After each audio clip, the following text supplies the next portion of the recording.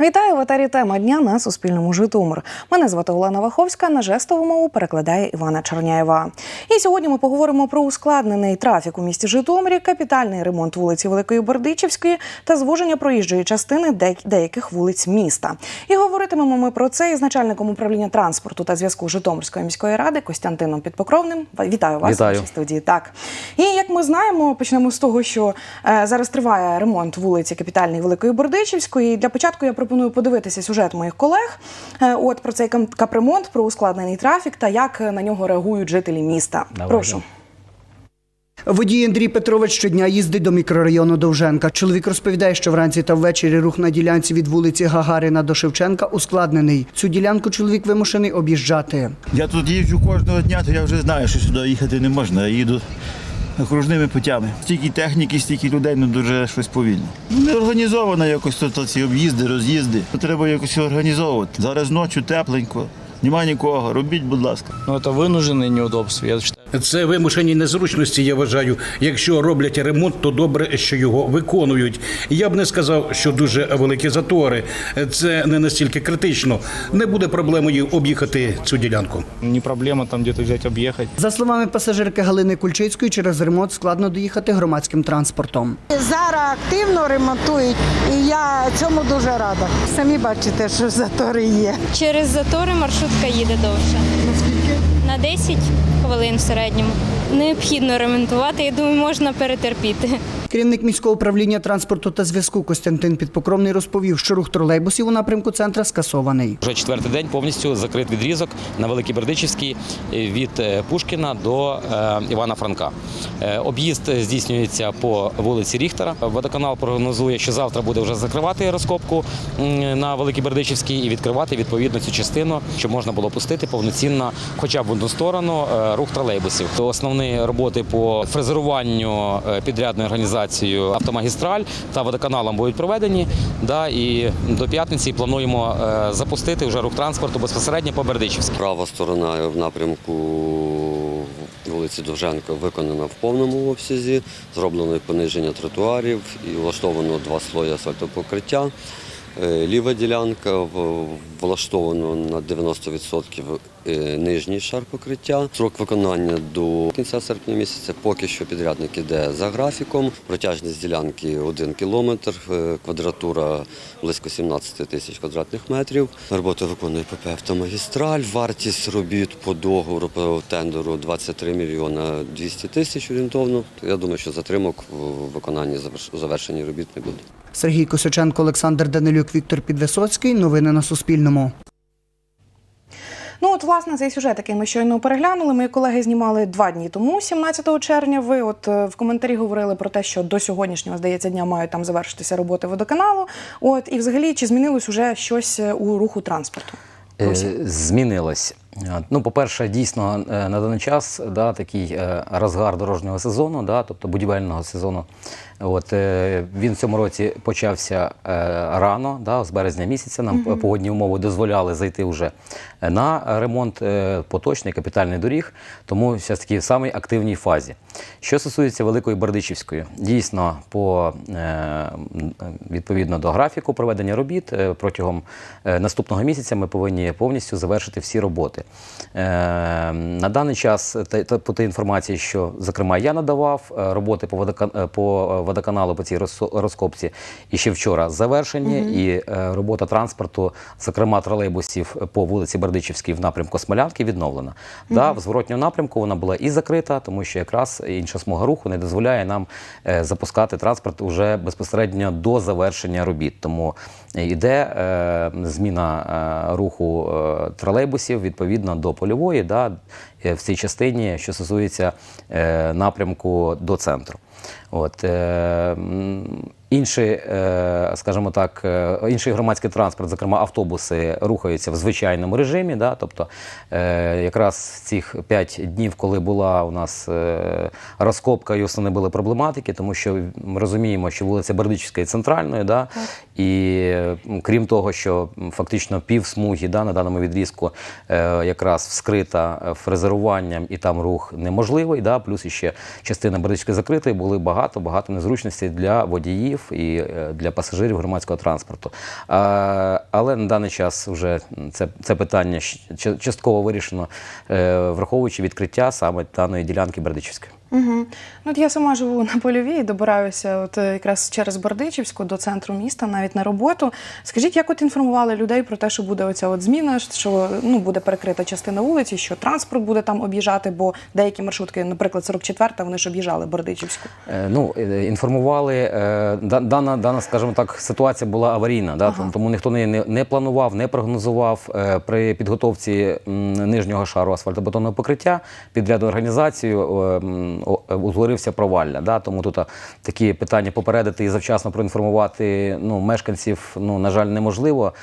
Да? Це не перші аварійні ситуації, пориви мереж і проваль. Ми розуміємо, що самі комунікації, які в нас є під дорожнім покриттям, це в основному комунікації водоканалу та тепломережі, вони на 90% зношені. Тому прогнозувати, де наступний раз буде така ситуація, неможливо і завчасно проінформувати. Вже по факту приймали рішення щодо об'їзних шляхів, терміново зупиняли рух тролейбусів, тому що провалля було досить серйозне, і в робочому, фактично, в ручному режимі перенаправляли автобусні маршрути по вулиці Пушкінській, відповідно Шевченка і Ріхтера, а тролейбуси взагалі зупиняли, і на цей участок не пускали. А вже наступного дня проінформували, відповідно, як зазвичай, на сайті Житомирської міської ради, на Фейсбуці і так далі. Угу. Зрозуміло. Дивіться, от люди, я стикаюсь теж з тим, що люди не знають, які маршрутки куди їдуть, куди вони їдуть і так далі. Можливо, ми поговоримо ще про те, які от маршрути, які саме їдуть через Бердичівську, через оцю ділянку, є наразі скасованими. Щоб ще раз про це сказати. Наразі жоден маршрут, який курсував або курсує по Бердичівській, не скасований. У нас був карантин, коли були карантинні заходи, у нас не працював по Бердичівській 23-й маршрут, який відновив роботу, відповідно, на початку цього місяця, після зняття карантинних заходів. Всі інші маршрути, які у нас курсували і курсують, працюють в звичайному режимі без зміни схеми. Це стосується першого автобусного маршруту, 44-го автобусного маршруту, 4-го, який ще у нас по Бердичівській йде? 3А, зокрема, це вже автобус.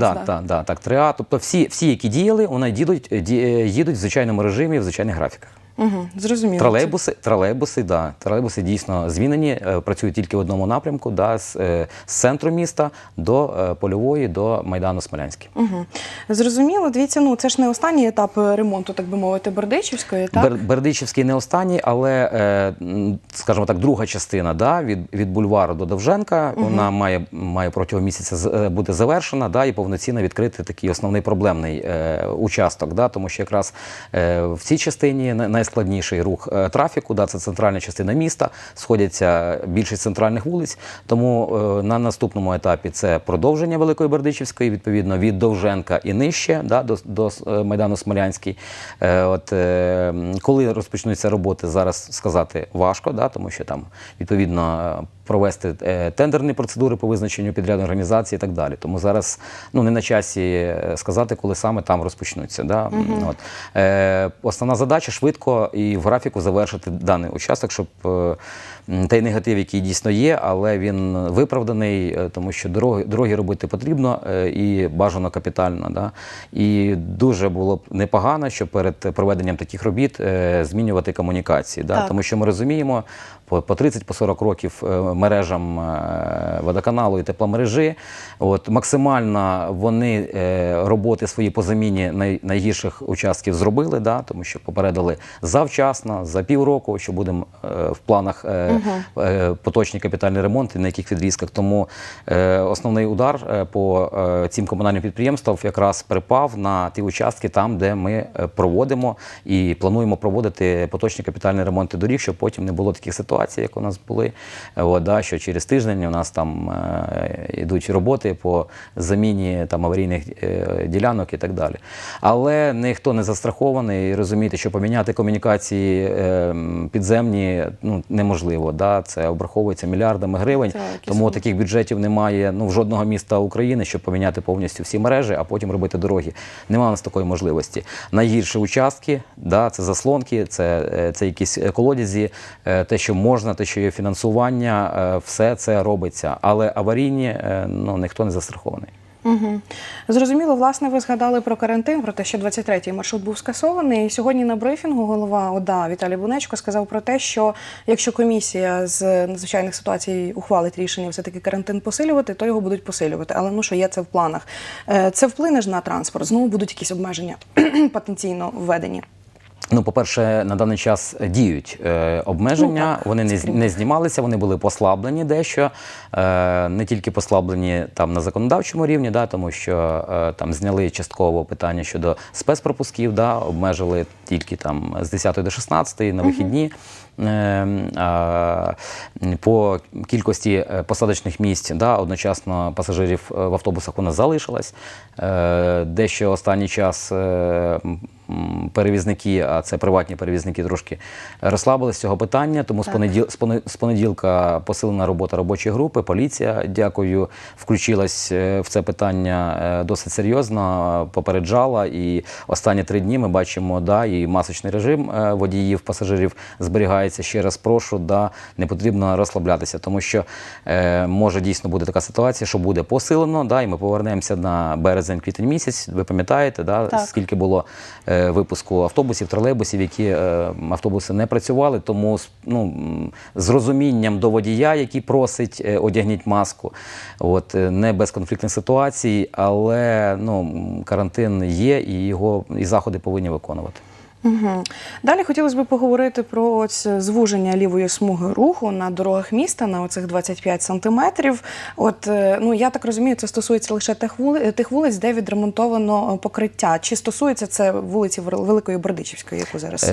Зокрема, в тому числі і вулиці Велика Бердичівська, да, там в рішенні виконавчого комітету визначено перелік вулиць, да, це основні фактично магістралі міста Житомира, там, де таку норму щодо звуження лівої полоси пропонується встановити на рівні 2,75. Тобто є визначений перелік цих вулиць. Більшість із них, а майже всі вони, якраз або проводяться на них капітальний поточний ремонт, да, як Чуднівська, Качинського, Бердичівська, Київська, Грушевського, Покровська. Тобто всі вони фактично в цьому році будуть або повністю, або частково проведені в поточному ремонту. Тому у нас ще є час, да, буквально сьогодні у нас відбулось таке перше робоче засідання комісії з безпеки дорожнього руху міської, там, де ми вже розглядали безпосередньо проекти схем організації дорожнього руху по цим вулицям, почали працювати, тому що це стосується не тільки звуження смуги, да, це стосується інших питань безпеки, зокрема нових норм правил ДБНів, там, де островки безпеки, пішохідні переходи, з'їзди і так далі, і так далі. Тобто переходимо в звичайний робочий режим роботи, переглядаємо, у нас є діючі паспорта вулиць, да, які в свій час були погоджені і поліцією, і по старим нормам ДБН. Тобто просто переглядаємо всі схеми ОДР по цим вулицям. І вже в робочому порядку у нас є ще тижня 2-3 мінімум, поки завершаться роботи по основним першим вулицям, це Чуднівська, Качинського і Бердичівська. І того часу ми маємо узгодити всі ці питання, да, по ширинам, по схемам, по острівцям безпеки, по смугам захисним і так далі. То якраз в процесі. А скажіть, що це дасть звуження?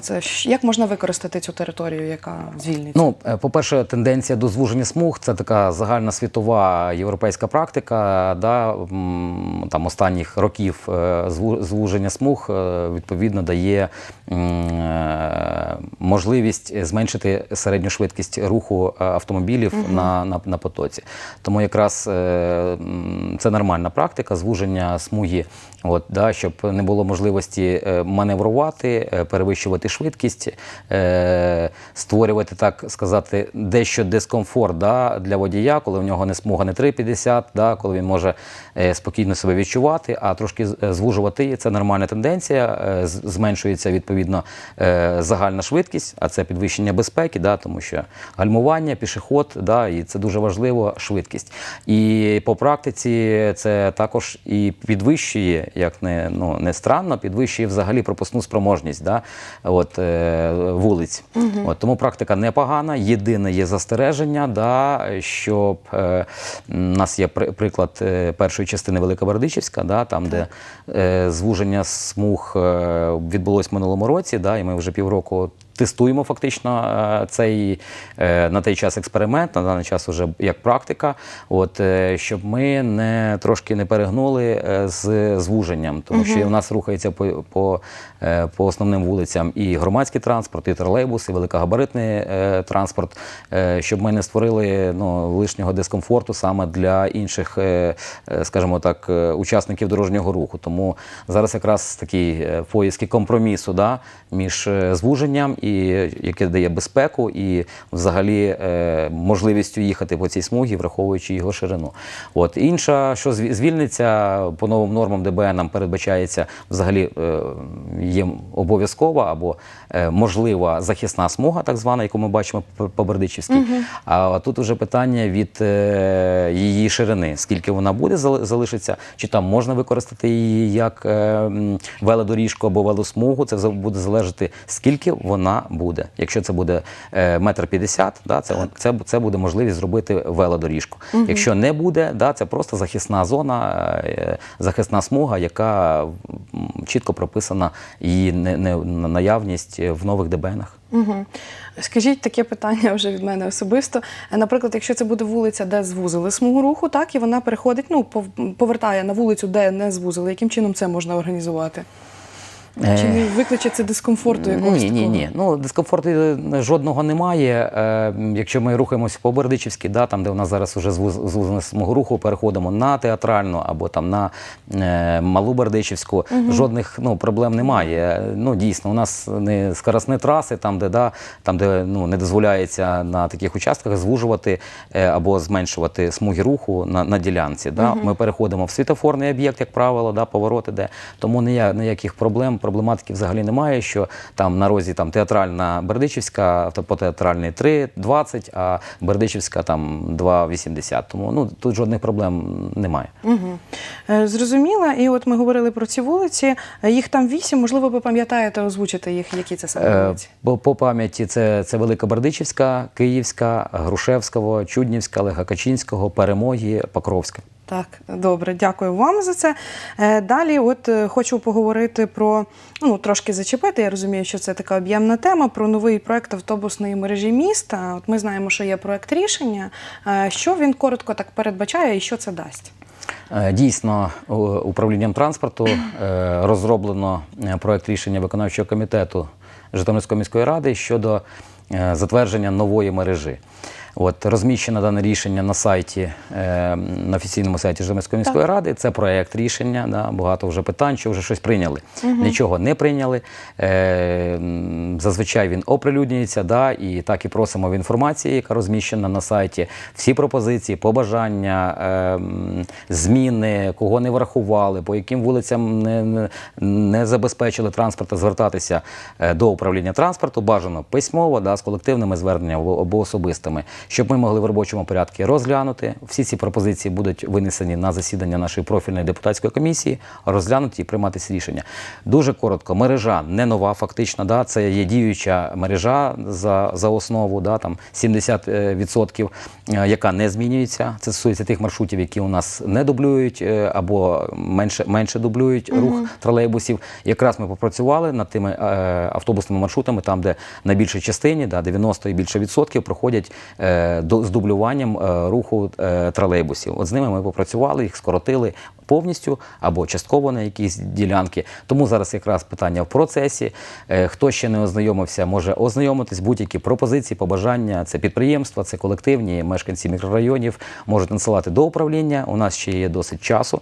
Перед тим, як це буде, протягом точно є 2-3 тижні, щоб надавати всі пропозиції, ознайомитись. Буде публічна презентація вже після того, як ми попрацюємо над пропозиціями. Тому спокійно, в робочому порядку що ми запропонували такий варіант, є деяка проблематика з приміськими маршрутами, які курсують по місту, і останнім часом були наміри і можливості об'єднати приміську і міську мережі, що ми зробили на прикладі 126-го Тетерівка і 110-го Сонячне. Зараз це питання під великим питанням, враховуючи розпорядження голови обласної адміністрації щодо повернення цих маршрутів до обласної мережі, але також в робочому режимі ми працюємо над цими питаннями, тому що можуть бути відповідно зміни, враховуючи це рішення.